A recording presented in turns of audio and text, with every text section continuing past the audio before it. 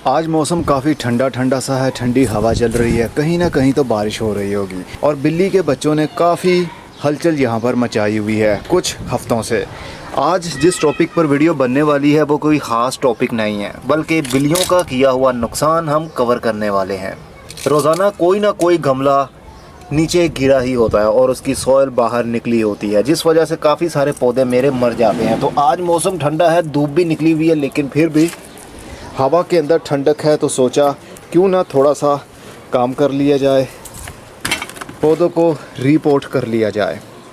अगर आप ये वीडियो देखना चाहते हैं तो देख सकते हैं, कुछ ना कुछ तो सीखने को ज़रूर मिलेगा आपको। कुछ पौधों को मैं गमलों के अंदर शिफ्ट करने वाला हूँ, कुछ खवारथियाँ के पौधे कर रहा हूँ जो कि सही नहीं है। गमले नीचे गिरने की वजह से इनकी सॉइल बाहर निकल जाती है और रूट्स भी अपनी जगह से हिल जाती हैं, तो इस वजह से पौधों की ग्रोथ रुक जाती है। इसके अलावा मैं रिबन ग्रास के पौधे को बड़े गमले के अंदर शिफ्ट करने वाला हूँ। रिबन ग्रास हैंगिंग पॉट के अंदर मैंने लगाई हुई है।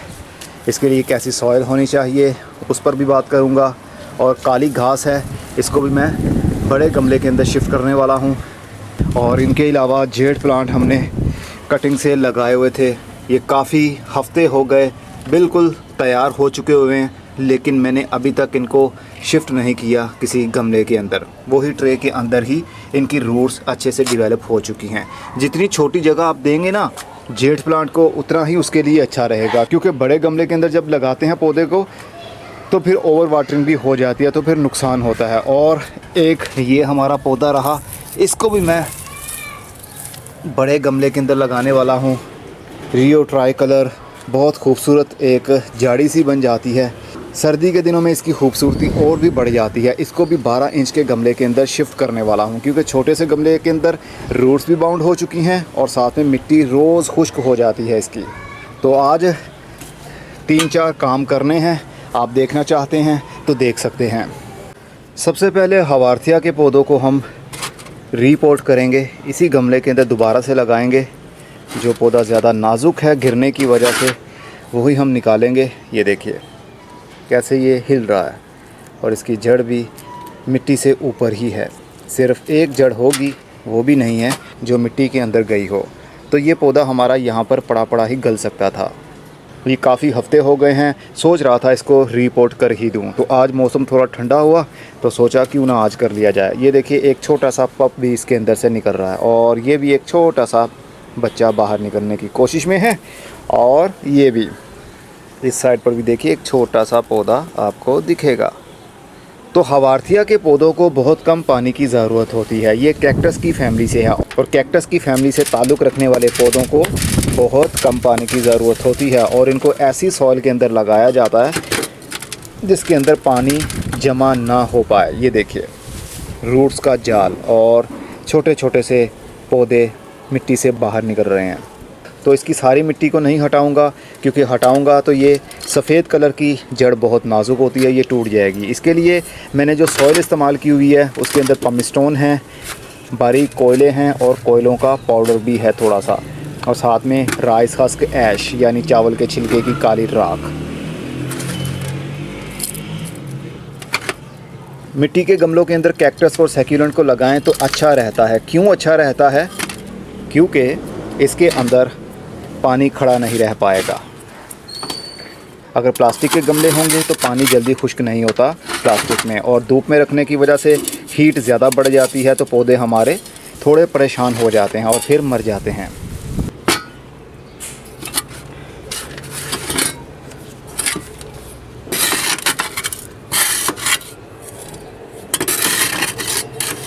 पमिस्टोन कुदरती पत्थर होते हैं जिसको लावा रॉक्स भी कहते हैं, जहाँ पर आतिशफ़िशां फटता है तो ज़मीन के अंदर से जो पिघले हुए पत्थर बाहर निकलते हैं, वो बाहर निकलने के बाद में ठंडे होकर जम जाते हैं और वो इतने लाइट वेट हो जाते हैं कि देखने पर वो पत्थर ही लगते हैं, लेकिन जब इनको पानी में फेंका जाए तो बहुत सारे पत्थर पानी के ऊपर तैर रहे होते हैं, इतने हल्के हो जाते हैं। और ये पोटेशियम का और कैल्शियम का बहुत अच्छा सोर्स भी होते हैं। पौधों को कैल्शियम भी वक्त के साथ साथ मिलता रहता है और पानी को ये होल्ड भी कर लेते हैं, क्योंकि ये हल्के हो जाते हैं और इनके अंदर बहुत सारे एयर पॉकेट्स भी जमा हो जाते हैं। तो एयर पॉकेट्स होने की वजह से पानी उन सुराहों के अंदर भर जाता है। चलिए अब हमारे पास एक और पौधा बन चुका है, इसको अलग गमले के अंदर लगा दूंगा। ये गमलों से बची हुई सॉइल है जो बार बार इस्तेमाल करता रहता हूँ।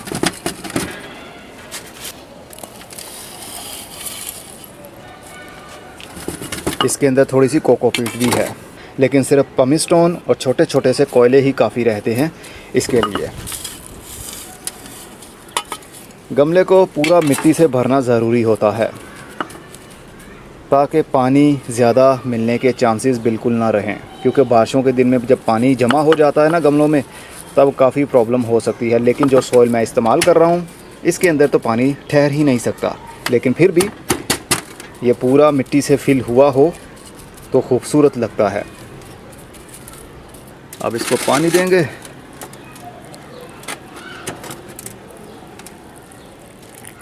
इसके अंदर राइस हस्क ऐश भी है और कुछ राख भी है। जो ग्रे कलर की राख होती है ना, लकड़ी को या कोयले को जब आग लगाते हैं तो एंड पर जो आग लगने के बाद में आग खुद ही बुझ जाए तो फिर कोयले की जगह वो ग्रे कलर की राख बन जाती है। वो राख पोटेशियम का बहुत अच्छा सोर्स है। जिन पौधों को पोटेशियम की ज़्यादा ज़रूरत हो, यानी सब्ज़ी वाले पौधों को और फूल वाले पौधों को, तो उसके लिए आप राख का इस्तेमाल कर सकते हैं, लेकिन ज़्यादा नहीं, क्योंकि राख एल्कालाइन होती है बहुत ज़्यादा। अगर आपकी सॉइल एल्कालाइन हो गई तो फिर सब्ज़ी या फूल फल बन नहीं पाएंगे। अब इसके मदर प्लांट को देखते हैं। इसके अंदर एक और भी पौधा उगा हुआ था जिसको मदर ऑफ 1000 प्लांट कहते हैं। बहुत सारे पौधे ये बन जाते हैं। ये देखिए, ये भी मिट्टी के बाहर ही पड़ा हुआ था, तो ये कुछ और दिन ज़िंदा रहता, फिर ये सूखने लग जाता। जब ये सूख जाता तो फिर ये सर्वाइव ना कर पाता, तो टाइम पर ही इसको हमने रिपोर्ट कर लिया। मिट्टी को नरम बना लीजिए, निकालने की ज़रूरत नहीं है।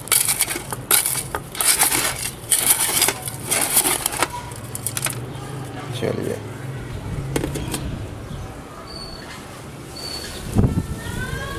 बस इसको ऊपर रखना होता है, सॉइल के साथ टच करना होता है। इसकी जड़ें खुद ब खुद ही सरफेस के ऊपर फैल जाती हैं। ये बहुत ज़्यादा गहराई में जड़ नहीं जाती इनकी, इसलिए इसको बहुत ज़्यादा मिट्टी के अंदर नहीं दबाया जाता। बस फूल की तरह इसको मिट्टी के ऊपर रख दिया जाता है।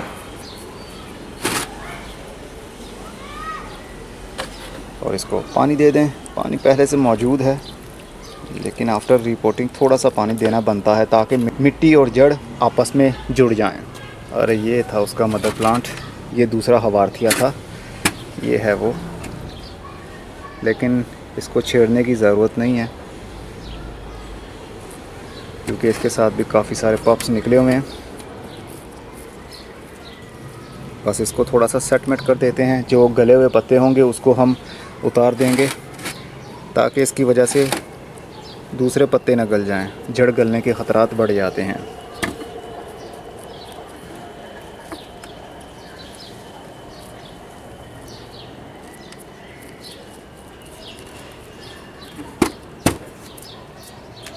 और अब हम रिबन ग्रास को शिफ्ट करेंगे। ये हैंगिंग पॉट के अंदर लगाया हुआ है। रिबन ग्रास एक ऐसा पौधा है जो सिर्फ पत्ते ही निकालता है। इसके पत्तों की वेरिएशन बहुत खूबसूरत लगती हैं। इसको कोई फूल नहीं लगते, सिर्फ इसी तरह ये पत्ते निकालता रहेगा, लेकिन इसको फुल धूप वाली जगह से बचाना चाहिए। शेडी एरिया में अच्छा चलता है। अगर इसको जून जुलाई की गर्मी में धूप में रख देंगे तो फिर इसके सारे पत्ते ही सूख जाएंगे। ये अभी लू की वजह से सूख रहे हैं। सोचिए अगर इसको सीधा सीधा धूप में रख दिया तो क्या हाल होगा। इसको ज़्यादा पानी भी चाहिए होता है, इसलिए हम इसको लगाने वाले हैं मिट्टी के 12 इंच के गमले के अंदर। ये पुराना गमला है, इसके अंदर खीरे की बेल मैंने लगाई हुई थी, लेकिन गर्मी ज़्यादा होने की वजह से वो बेल सूख गई, सरवाइव नहीं कर पाई। इसके ऊपर राइस हस्क भी है, वो पहले मैं हटा लेता हूँ। राइस हस्क ऑर्गेनिक मैटर है, कार्बन का बहुत अच्छा सोर्स है, और जब ये पड़ा पड़ा डिकम्पोज़ हो जाता है तो खाद बन जाती है इसकी।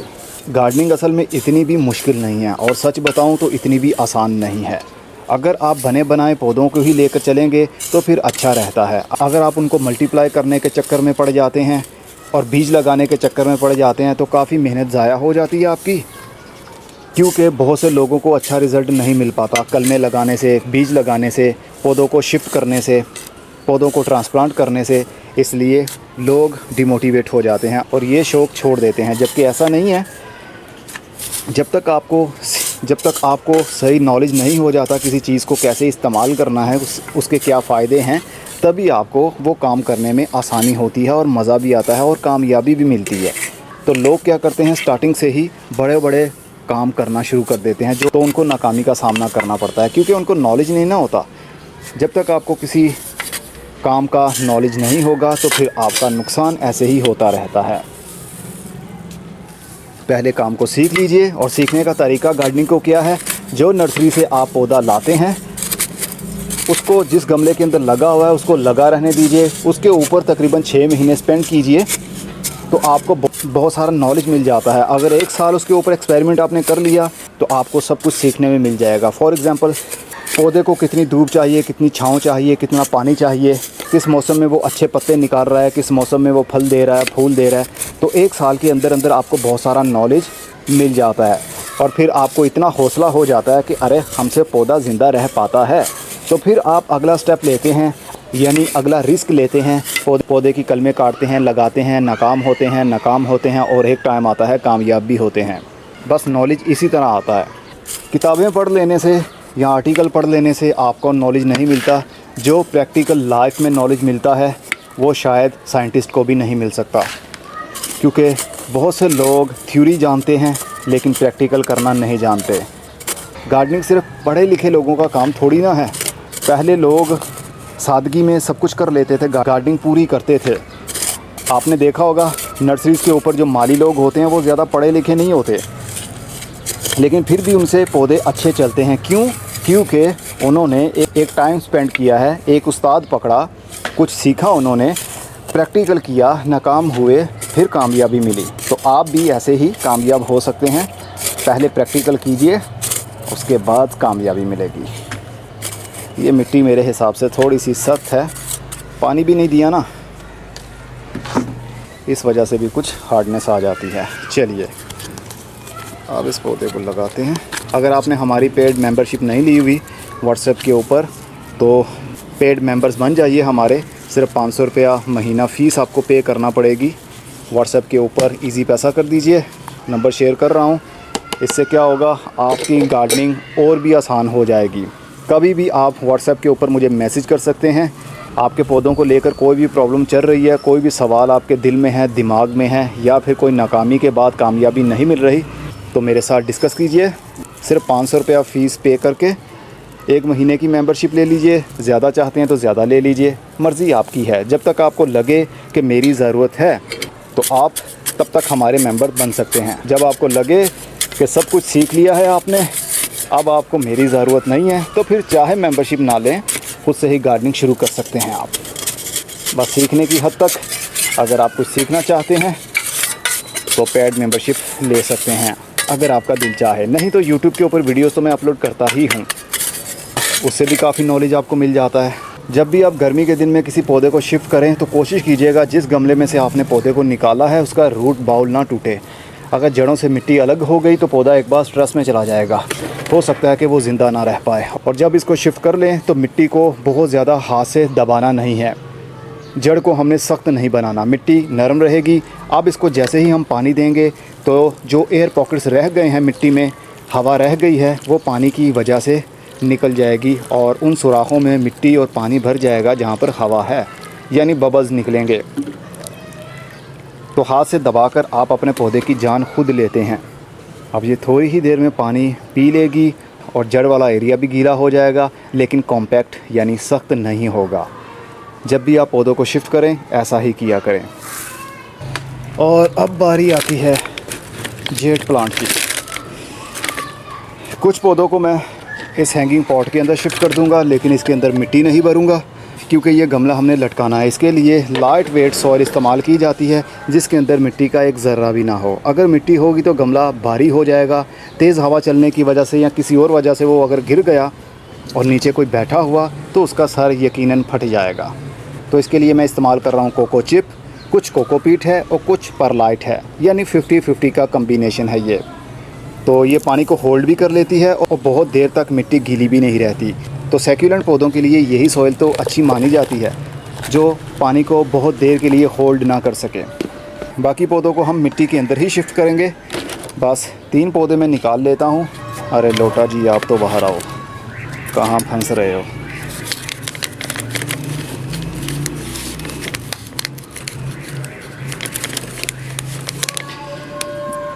ये देखिए जनाब,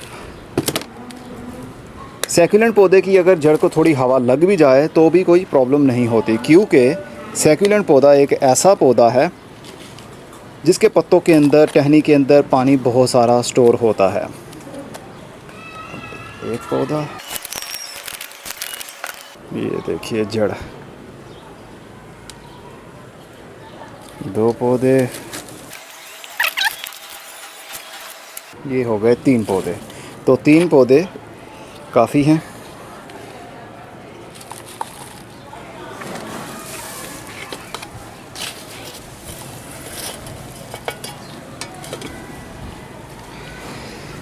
वैसे एक सच बात बताऊं आपको, वो ये कि मिट्टी के अंदर जो रिज़ल्ट मैंने देखा वो इस लाइट वेट सॉइल के अंदर नहीं पाया, क्योंकि इसके अंदर खाद नहीं होती और कुदरत ने मिट्टी के अंदर सारे एलिमेंट्स थोड़ी थोड़ी मिकदार में रखे हैं, जहाँ से पौधों की ग्रोथ अच्छी होती है। लाइट वेट मीडियम यहाँ पर ज़्यादा मशहूर इसलिए हुआ और हमारी मजबूरी बन गया इसको इस्तेमाल करना, क्योंकि हमने छतों के ऊपर सब्ज़ियाँ लगानी थी, पौधे लगाने थे, गमले लटकाने थे, तो हमारी मजबूरी में इसको इस्तेमाल करना पड़ा।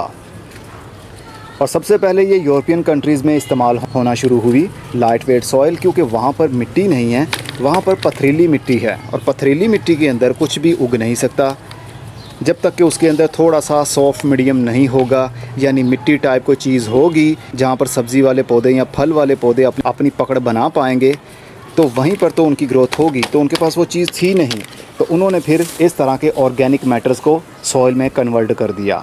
लेकिन वहाँ की सॉइल और हमारे यहाँ पाकिस्तान और इंडिया की सॉइल जो हम बनाते हैं, ज़मीन आसमान का फ़र्क है। हम तो बस तुक्के से ही सारा कुछ कर देते हैं, उन्होंने हर चीज़ को नापा तोला होता है। लेकिन उनकी वो सॉइल हमारी मिट्टी की बराबरी नहीं कर सकती। हमारी मिट्टी के अंदर जो ताकत है वो इस बेचारे सॉफ्ट मीडियम में नहीं है। इसके अंदर हमें खादें खुद से ऐड करना पड़ती हैं, क्योंकि ये कोकोपीट के बाल होते हैं, कोकोपीट के टुकड़े होते हैं। इसके अंदर सिर्फ फाइबर तो होता है, लेकिन इसके अलावा और कुछ नहीं। और ये जो वाइट वाइट सी है, ये परलाइट है। परलाइट के अंदर कैल्शियम और मैग्नीशियम होता है, यानी ये भी पत्थर ही है, लावा रॉक्स ही समझिए इसको भी। चलिए, ये हमारा काम हो गया कंप्लीट।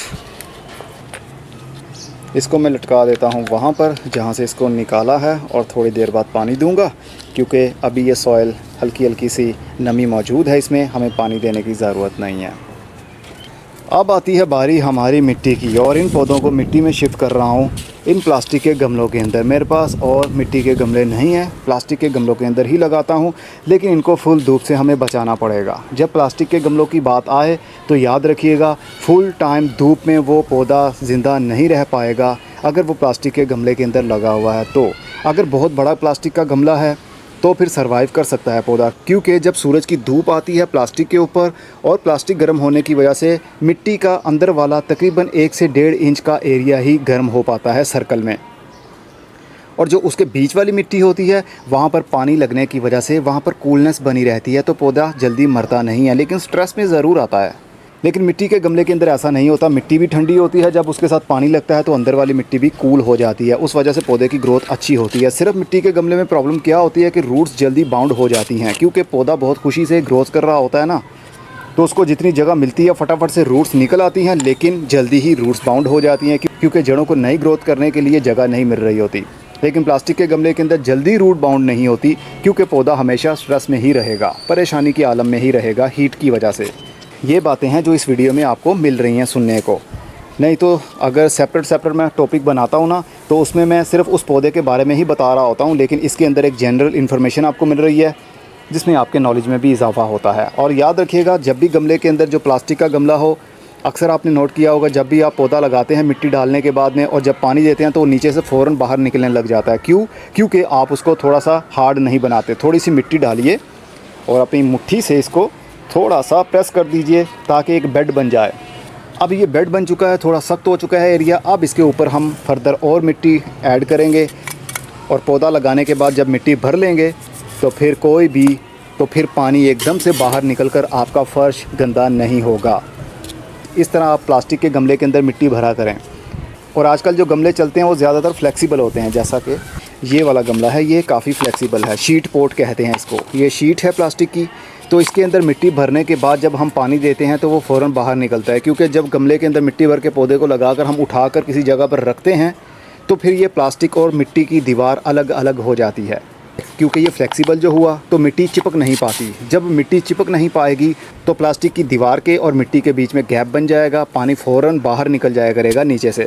इसलिए गमले को, शीट पोट को बहुत आराम से पकड़ा करें और जहाँ पर रखना है वहाँ पर पड़ा रहने दिया करें। रोज़ रोज़ उठाकर जगह चेंज मत किया करें, नहीं तो मिट्टी और प्लास्टिक हट जाता है और पानी की ज़रूरत पौधे की पूरी नहीं हो पाती और पौधा इस वजह से भी मर जाता है। और ये पोट थोड़ा सा सख्त है तो इसको उठाने में जल्दी कोई प्रॉब्लम नहीं होती। देखा, ऐसी बातें आपको दूसरी वीडियोज़ में कहाँ मिलनी थी सीखने को। तो सोच रहा हूँ ऐसी कभी कभी वीडियो बना दिया करूँ, साथ साथ में मेरा काम भी हो जाया करेगा, साथ साथ में बहुत कुछ आपको सीखने को भी मिल जाया करेगा। ये देखिए जनाब कितनी ज़बरदस्त रूट्स हैं इसकी। एक गमले के अंदर मैं 2 पौधे लगाऊंगा। चलिए इसको लगा। और ये जो मिट्टी इस्तेमाल कर रहा हूँ ये पुरानी मिट्टी है, जो मेरे गमलों में से बार बार निकलती है, वही मिट्टी इस्तेमाल कर रहा हूँ। कोई स्पेशल सॉइल नहीं है। सबसे अच्छी मिट्टी ऑर्नामेंटल पौधों के लिए और जो खूबसूरती देने वाले घरों में पौधे होते हैं उनके लिए भल मिट्टी समझी जाती है, क्योंकि भल मिट्टी के अंदर वाटर होल्डिंग बहुत कम होती है लेकिन ड्रेनेज उसका बहुत अच्छा होता है और काफ़ी वो सॉफ्ट होती है मिट्टी, क्योंकि इसके अंदर रेत भी मिक्स होती है, वो निकलती है दरिया या नहर के तले में से।